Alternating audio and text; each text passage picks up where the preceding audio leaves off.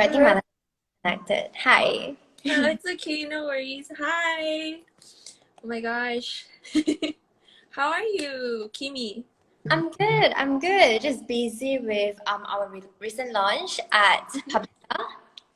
Yes, I saw a lot of like people posting about your new. It looks so pretty. It's so beautiful. So, Okay. So, guys, hello everyone. Hello to our audience. As you know, we have our founder Coco Dry here today. Her name is Kim Mei Chi. Can we call you Kimmy? yeah, Kimchi, Kimmy. Awesome. So before we get started to get all the juicy details of what our little IG life is going to be about today, why don't you tell us a little bit about yourself, Kimmy? My name is Kim, and I'm the founder of Coco Dry. What else would you like to know about me? Okay, maybe let's start off with something a little fun. What's your zodiac sign? Aries.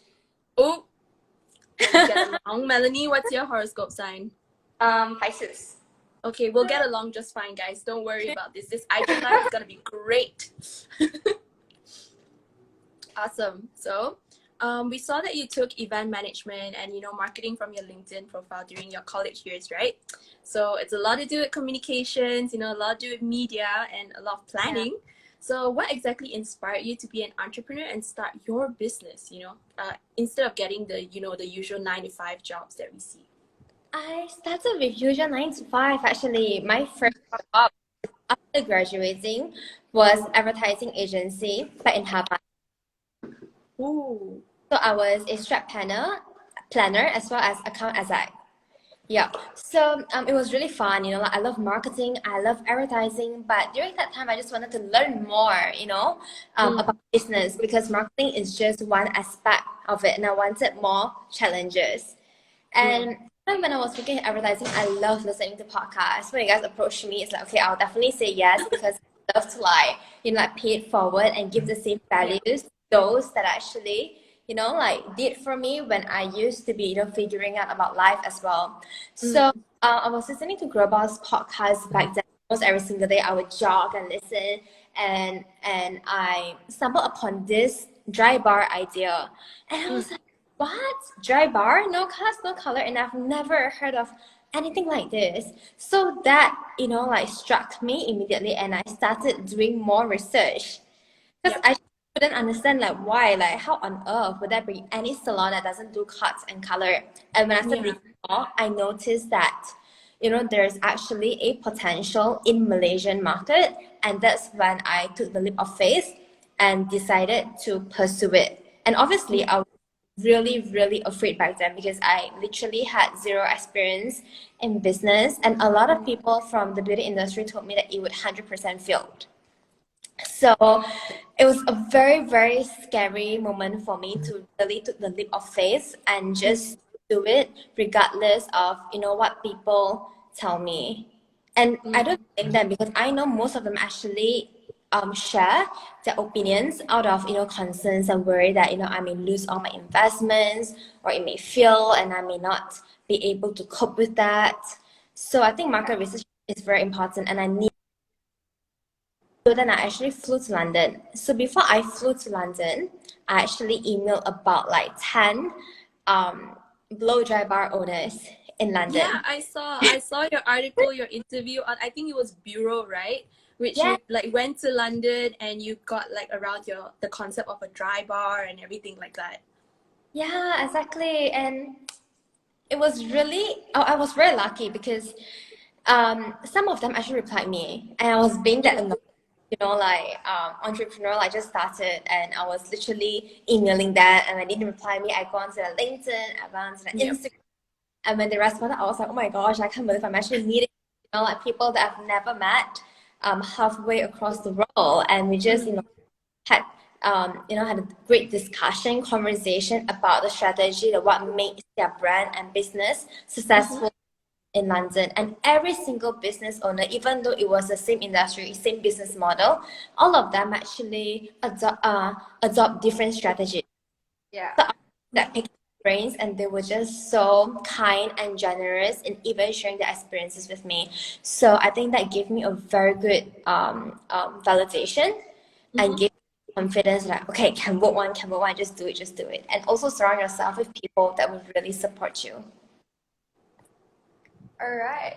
So like with that, like because I have actually been to your Bangsa one so many times, and now recently you just opened the Publica one, which I do really want to go as well. And like the one thing I realized is your interior design. It's so refreshing. It's just so nice as well. Like overall, it's just such a nice vibe, to be honest. And like, where do you get all this creativity and these ideas from in general?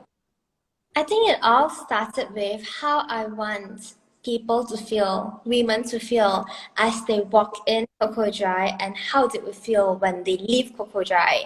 So like every corner was actually carefully planned out, and essentially what we want women to feel. And the reason why we started was to make women feel confident, right? To build a community of women that support one another. Even the space itself is super open, and literally like customers talking to, like making new friends and sharing, oh my god, like where are you going after this? And I just love bringing people together and make people feel, like happy and confident. And another thing is, I noticed that most salons are actually black and white, right? And then to me, I feel a little bit what's the word? I feel a little bit intimidated.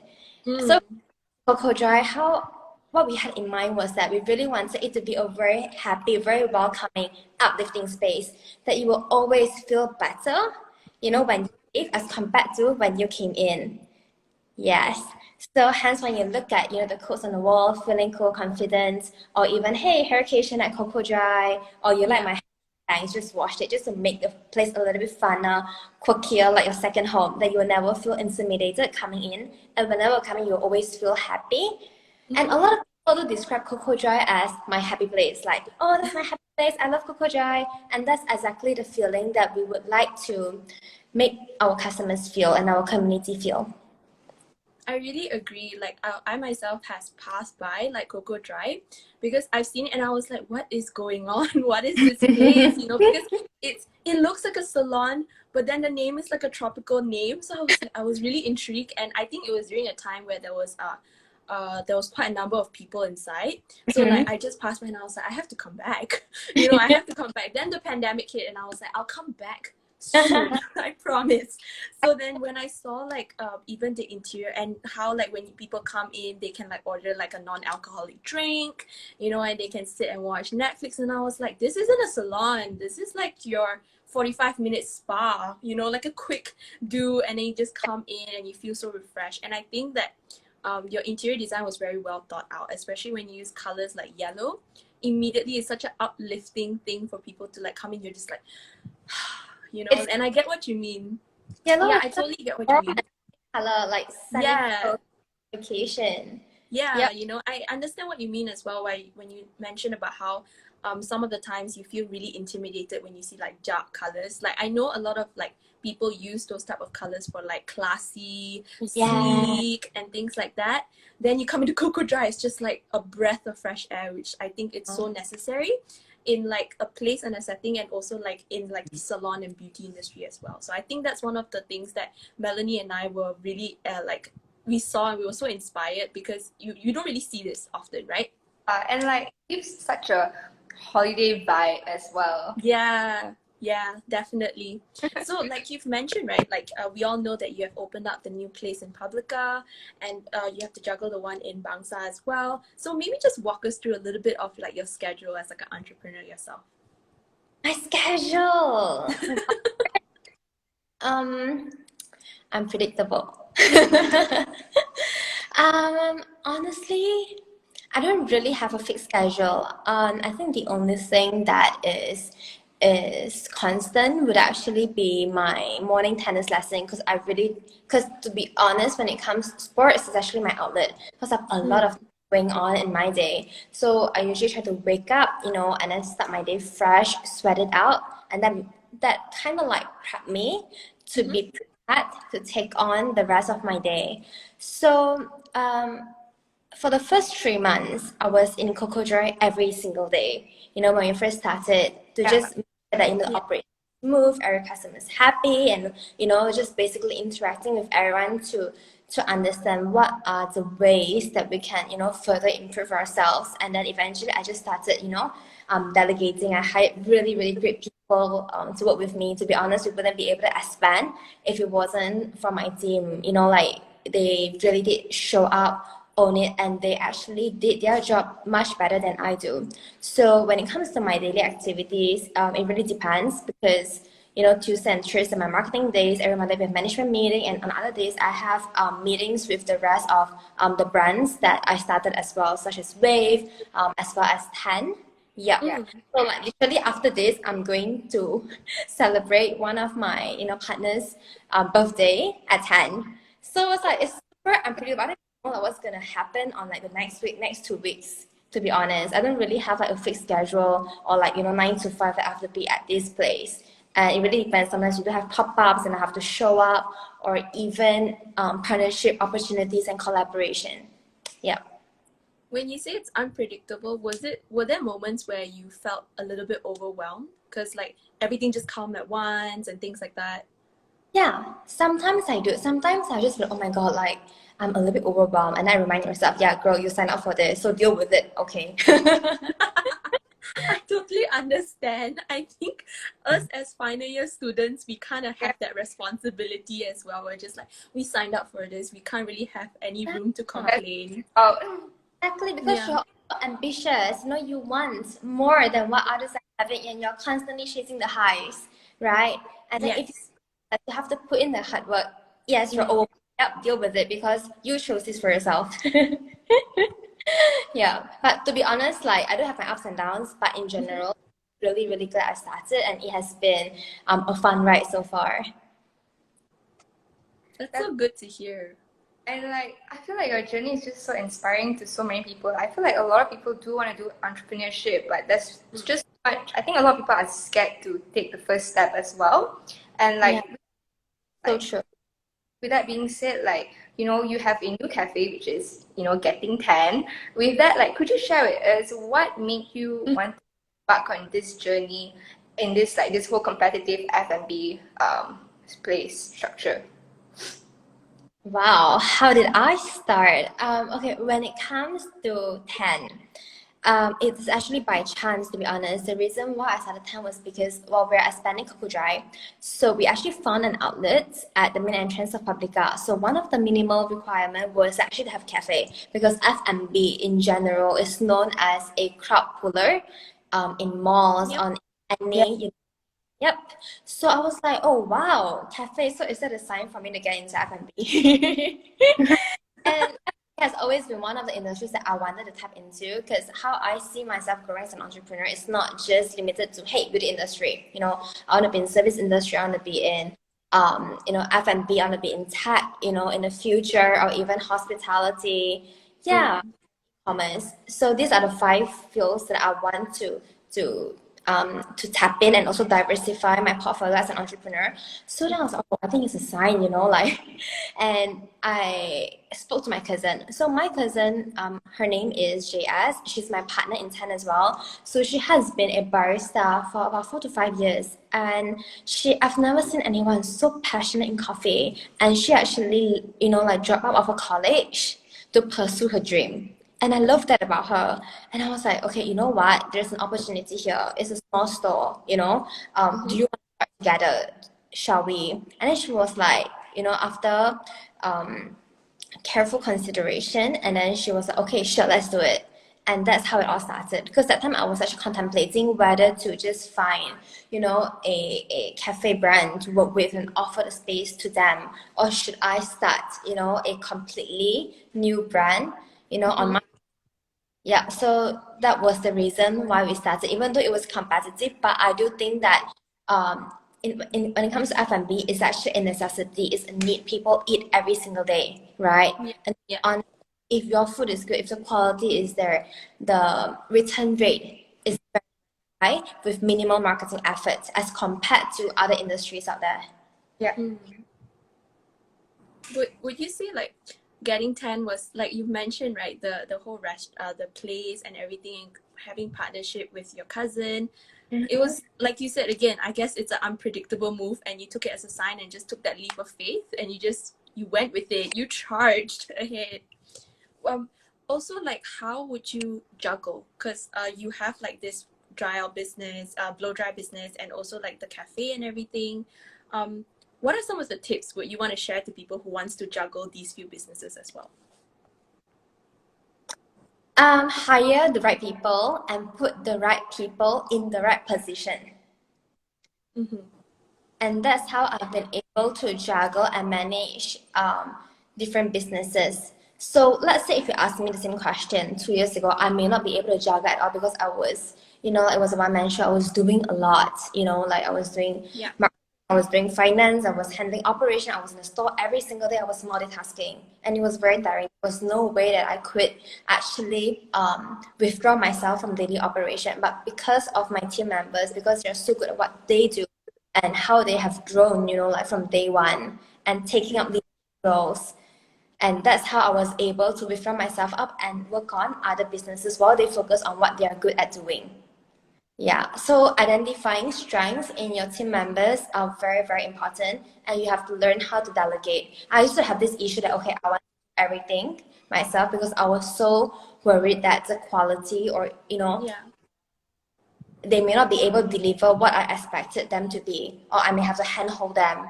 But, as a leader, as a boss, or whatever you call it, it's very, very important for you to like delegate as well, groom the next person to take over your role. So the moment when the person is able to step in the role that you are building them to, I think that would be your biggest accomplishment. That's honestly, thank you so much for saying that and highlighting that as an entrepreneur and also a lady boss yourself. Because, with Venturous PR, I think, Melanie, you can attest to this as well. When we first started building this whole thing, it's sort of like where you were. We were also very scared. We were also wondering, like, can we do it? And as like myself, like I said, agency head, and Melanie, who's in the content team, wow, we came a long way. And like you said, we want to delegate the right tasks. Are we sure ourselves that we have to find that trust in our team. And I think that itself takes a lot of courage as an agency head as well, to trust your members. Because if we don't trust our members, I don't think we can even move forward. Yeah. Yeah, for highlighting that. And like, a lot of people tend to even forget about how important trust is, and even that little leap of faith we can have with each other, to trust each other, to say, hey, let's move forward, we can do this, give us a chance. And like, I just want to say thank you so much for highlighting that. It's like really so true. Yes, definitely. I love how you say, like highlight the word trust, because if you trust the person, why are you working with them anyway? You get what I mean? Yeah, definitely. Yeah, so guys, all of our viewers watching, trust your teammates, guys. Trust your friends, okay? So now I'm coming back to this. With Coco Dry expanding and everything like that, what are some of your future plans for Coco Dry? Do you see yourself even going overseas, or starting up in like a different place altogether, or a different trend altogether? There are so many, to be honest, there's so much potential to grow, but I think I'm just going to tease you guys a little bit. I think we'll definitely expand our range of services. And number two, it would definitely be having a stronger e-commerce and digital presence under the brand Coco Dry. Yep. Okay, I'm done dropping hints. I am, Kimmy? What's gonna happen for all your viewers, guys? You better keep out. Kimmy has dropped a little Easter eggs here and there. Curious already, and they're stuck in. Oh my gosh. Stay close to our social media. Oh my goodness. So guys, keep a lookout. I think Melanie and I are gonna keep hounding on your Instagram as well to see if there's any more Easter eggs that we can look forward to when we come back to Coco Dry. So yeah, so let's come down. Let's get down to business now. So there, of course, with this little IG live, we would love to hear your expertise on how Venturous PR can actually expand as well, expand and follow your path of like doing all the entrepreneurship as a PR agency, right?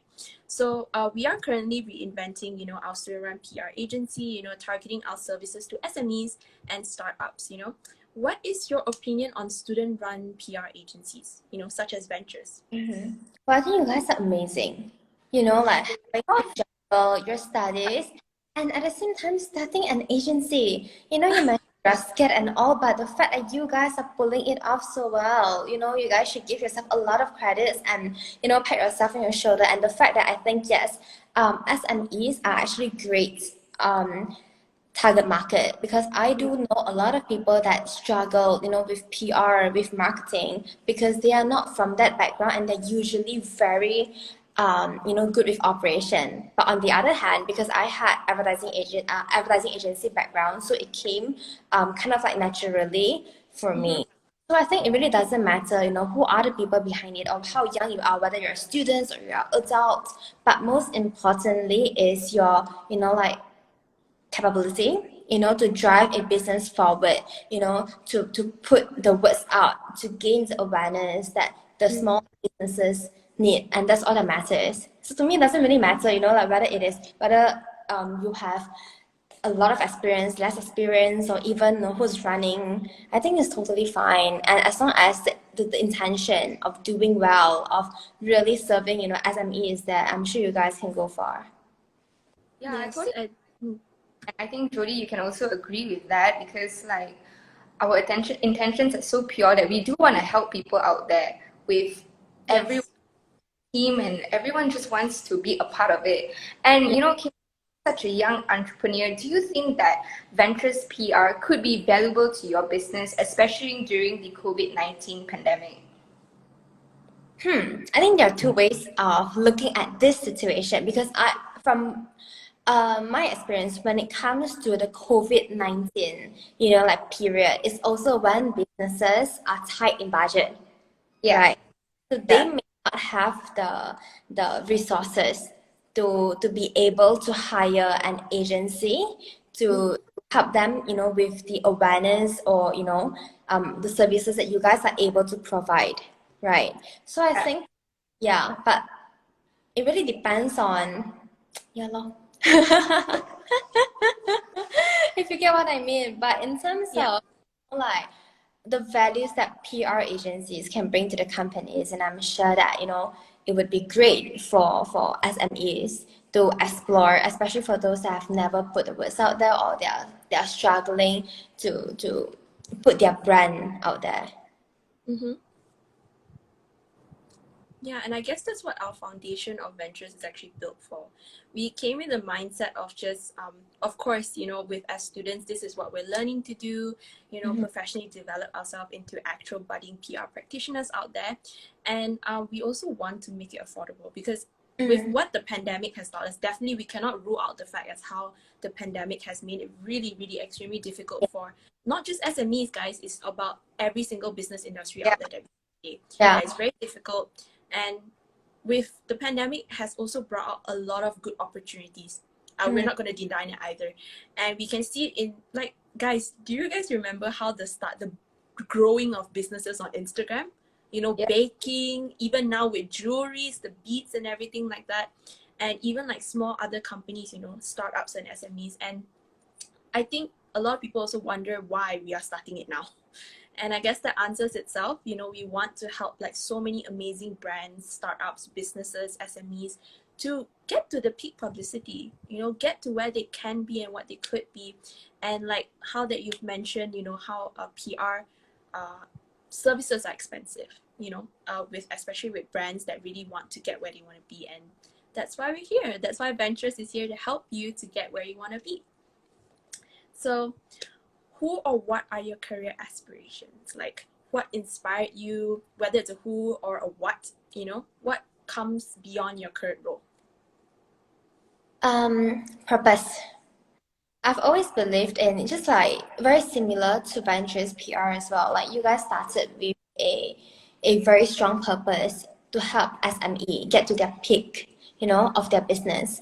So in my case, the model is a blow dry bar, but what I'm building around the blow dry bar, around Cocoa Dry, is actually my purpose. So for example, we're not just the first Cocoa Dry bar in Malaysia. We are strong advocates when it comes to women empowerment, make women feel confident, community building. So even though we weren't doing, like amazingly well during the pandemic, but in conjunction with the White Flag campaign, we even started Community Goo, and we actually even collaborated with 5 other brands such as Babel, Bobble, and more to raise funds to help families in need. So that is what we stand for. So no matter, so I would say that the foundation of why you start is very important, as well as what drives you, right? So I think in business, there are ups and downs, but then let's say if money is your strongest motivation, you will constantly be pushed to do it. But when you do things, beyond a bigger purpose,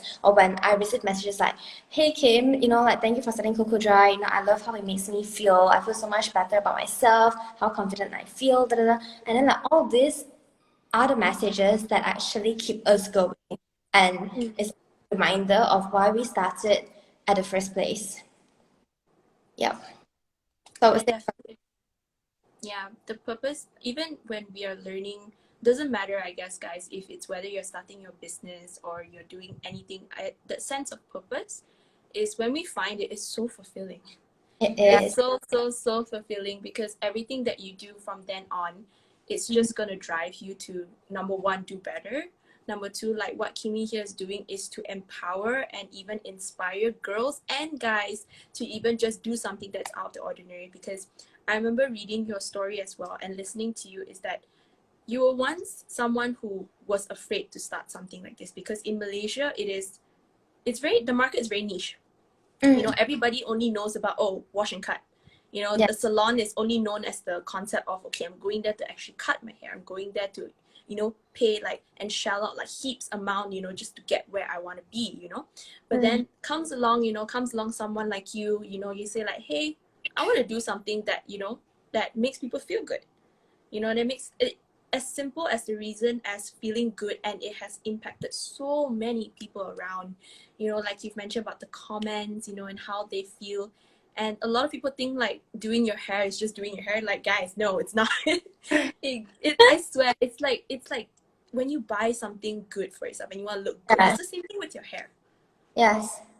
And it's you just you feel good about yourself. Yeah. Right? When you need a pick me up, we are here for you. When you're stressed out at work, you are here for a scalp massage, right? And when you have, your prom night to attend, your first interview, we are here to make you feel confident and that you're ready to take on the role. So it's really emotional. I would say when it comes to hair, we have a very strong emotional connection. That's why we have the term Good Hair Day. And that's how, why hair is so important to all of us. Yeah. I wish we had that during prom. Yeah, and I think people who go to Cocoa Dry and all, I think they feel very therapeutic as well because of all the services that you provide and all of that. And I think with that being said, right, what is one word of advice for soon-to-be fresh communication graduates like us, as well as that you would like to advise on? You're in for a long ride. Let's go. Let's get it. Yes. Well, in terms of advice, honestly, if you want to reach the peak of a career, it's not gonna be easy, but don't give up, because at the end of the day, it will be very rewarding. And if you don't get it right from the very beginning, it's fine. Keep going, because when you make mistakes, when you fall, that's when you learn. And eventually, when you connect the dots, it's like, oh my gosh, it all makes sense. Yeah. So, sometimes when you ask me, we talk about 10 and everything, how was I so sure that, it's a sign? I think it's something that Steve Jobs once said, connect the dots. Yep. And dare to dream. When you dare to dream, when you pave the way yourself, and at every different phase of your life, it doesn't matter, you just started you just graduated or when you just started, working your first job, I've always believed in do your very best in every phase of your life. And 2 years down the road, when you look back and you're like, oh my God, like I was meant to go through all of this to get to where I am today. If it wasn't for my first job, I may not have a strong foundation in everything, and that may not help me to get the words, out for Coco Dry. Yeah. Yes. As like I feel like a lot of the times, like these advices, we've heard it many times, but in order to really understand it, we must go through it. And to go through it, guys, we gotta hustle. You gotta really hustle, get in there, make your mistakes. And bringing back to what Venturous is, what you mentioned just now when I asked about, what's your opinion on Studentrun PR, is that Venturous is not just a PR agency, Venturous is a sandbox. Yeah, it's a sandbox, and we wanna make it a place where we can fall many times, and it's gonna hurt a bit. It's definitely gonna hurt a bit. You're gonna bruise in the industry no matter where you go. Whether it's business, whether it's entrepreneurship, and I'm sure Kimmy as well. You have hit a lot. You have hit a lot of dead ends before going to where you are today. And like Venturous itself, we want to make it a really safe space for not just us Venturous, but also like our juniors that are coming with us, our clients that are coming with us, and it's just to actually going on the adventure with us to fall, and then like we're gonna get back up again, and we're gonna see what works and what doesn't work. Venturous, adventurous. So yeah, I think it's amazing to even like that an agency while you guys are students, and I have so much respect for that. Not just for the hard work that you guys are putting in, but also for the courage that you guys have to just kickstart it and run it. Yeah. oh my gosh, that's so like wonderful to hear coming from you. Yeah. Like I think we both really look up to you a lot. Yes, actually. Okay, you because like you really like decided like, hey, I want to start something that even though like it's completely new in Malaysia, and like that is something we cannot ignore, that sort of like quality in you, and that sort of like boldness in you that we want to like drive forward. And I think we need to pay that forward with what you're doing as well. Oh, we got a comment from Risna. She said, so inspired by Kimmy's story. I've always wanted to be an entrepreneur and start my own business young. So Risna, will we see you in a few years' time as well? But if you guys, Do you guys have any? Yes. I was just saying, if you guys need anything at all, any advices, if you guys face any roadblocks, and yeah, if you need anyone to just bounce things off, like just feel free to reach out. Yeah, I'll be more than happy to help. Because when I first started, I actually went through a lot as well, and there were a lot of great people that were there to just help me shape and put things into perspective. Like even though I was very scared, and then at one point I was just so stagnant, I was so scared to move forward, and I just kept looking back and wanted to just, why don't I just give it an agency? Why do I want to put myself through this? And there was a friend that told me, like just do it and don't look back. Because the more you look back, the more you keep telling yourself, hey, I can always have something to fall on. You won't be able to move forward. And I also asked myself, let's say if like one fine day, 2 years down the road, if someone started the exact same thing that I wanted to do, and because I was so scared to go for it, I'm going to be very disappointed in myself. So I rather do it now, especially when you're young, you have less commitment, you have the upper hand as well. I see. Yeah. It's like going in like, how do I say it? It's like going and come out saying like, at least I've done it, rather than, saying that, oh, I should have done it. Yeah. That sort of mentality. Yeah. And I think Like regrets. Yeah. Exactly. like people are so scared to make mistakes, especially because they feel like the mistakes I'm gonna fail forever. Yep. When it's just a curb, that's all. I agree. Oh, okay, guys, we have a question from LVH. Oh, Vic. Hi, Vic. So sorry. Okay. Hi, Kimmy. Thanks for the insightful sharing. But I have a question in mind. May I know what key activities would you recommend young entrepreneurs to invest their time in? Okay, that's a good question. Reading. Read as much as you can. Pick. Okay, look at the shelves over there, right? Reading is very important, especially when it comes to young entrepreneurs, because we don't have the necessary experience to start business. At the same time, our corporate experience may be very limited as well. So as you read, you're actually picking brains of someone that have been like gaining their experience for the past 20, 30, 40 over years. So, yep, the only one activity that I would highly, highly recommend is reading. Yep. And always ask the right questions and continuously learn from other people. Yeah. That is true. That is true. You have to a lot of people think it's like copying, but it's actually not, guys. You get inspired. Oh no. What happened to Melanie? Mel. Oh no, Mel. I think she went and got excited to start reading. But it's okay. We have another question. Hey Kim, may I know what have you enjoyed most about starting your own company? The thrill. The thrill of starting a business because I don't like a fixed schedule. I don't like 9 to 5. I like the excitement of running a business, not knowing what's gonna happen next. That's one.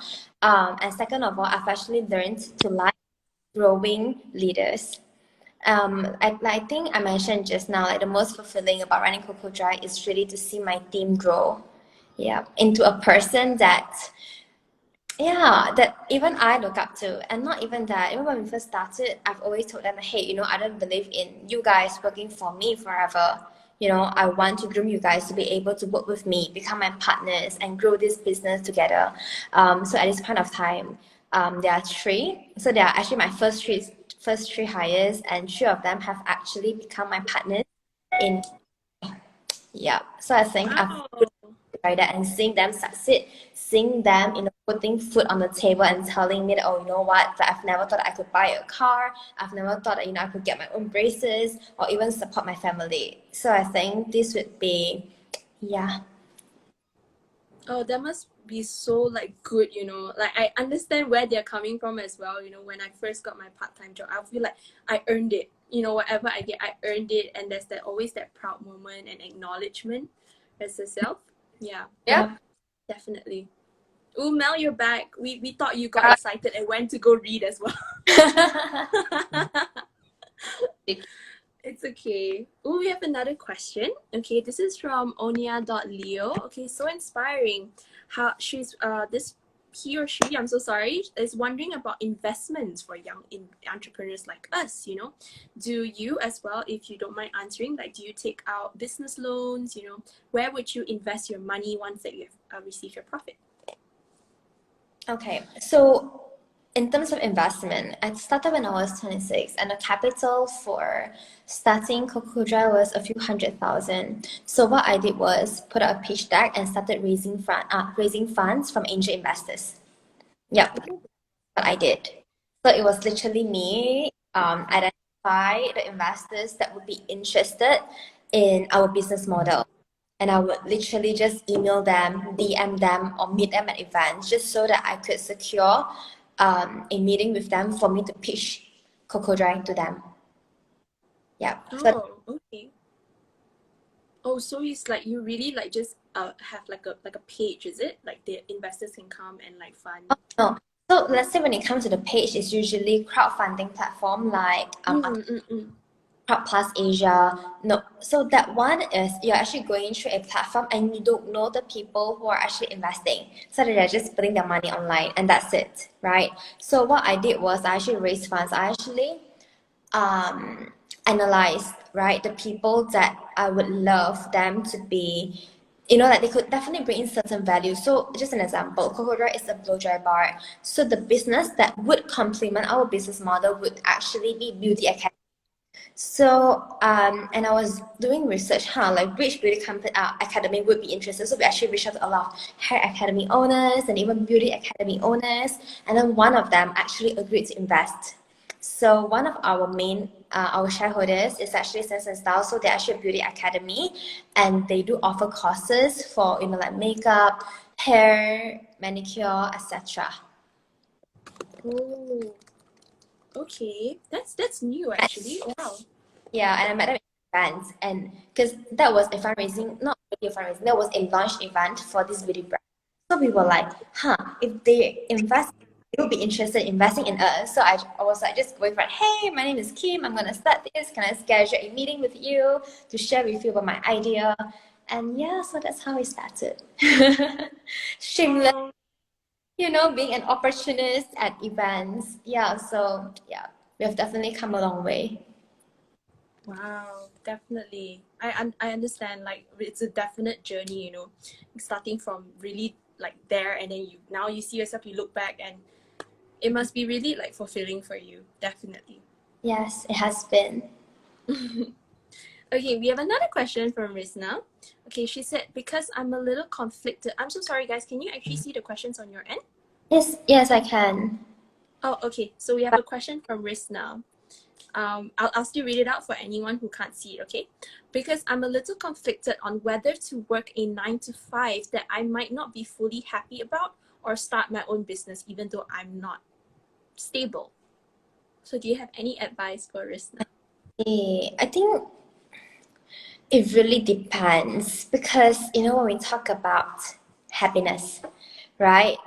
I think sometimes social media has sold the idea of happiness. You're supposed to be happy in every single thing that you do, and I don't believe that, and I don't trust that, because that's not part of life. We are meant to have ups and downs in life. We are not meant to be happy every single day, even in 9 to 5. So it boils down to, what do you mean by fully happy? And to be honest, even starting your own business, it may not be fully happy as well. You're gonna have like a lot of downs and very few ups. You get what I mean? And you just, yeah. So, and nothing is stable. Even work. Okay, when you, like, even though it might not be stable, so I think you have to start weighing. Like, what is priority in life? You put stability over over a venture, for example, or do you put passion over money? So all these would actually guide you into decision making. Like, I literally have friends who is in corporate, and she loves what she's doing because it's so stable, and she never have to worry about like her payroll, right? It's stable. And then the thing is, when amidst happens, everyone gets a pay cut. So it's 9 to 5, really that stable. So I think at the end of the day, it really boils down to like, what are your priorities in life, and what is it that you want to achieve. And I have also a friend that will never ever start a business because to her, her priority will always be stability over risk. She has never been a risk taker, and she will never start a business because she wouldn't take the risk. Yep. But is it like, how business is? Shouldn't you take risks? Yes, that's why I say my friend, because she values stability so much. So then she will never take the risk to start a business. So let's say you say, even though it might not be stable, yeah, 100%. Starting a business is 100% not stable, especially for the first few months, first few years, depending on your business model. But when it comes to, fully happy, I think we really need to like just like look deep into our heart, and what do we mean by fully happy. I see. So Rizna, I hope that answers your question. You gotta weigh out what makes you happy, and you must not let anyone tell you otherwise. Okay? We have one question from Joyce. She asked, what keeps you motivated? What keeps me motivated? What Yeah. motivated? I don't know. I think it's in my personality that I just love chasing the high. And That's true. I agree. and I love chasing for accomplishments, and I always set goals for myself.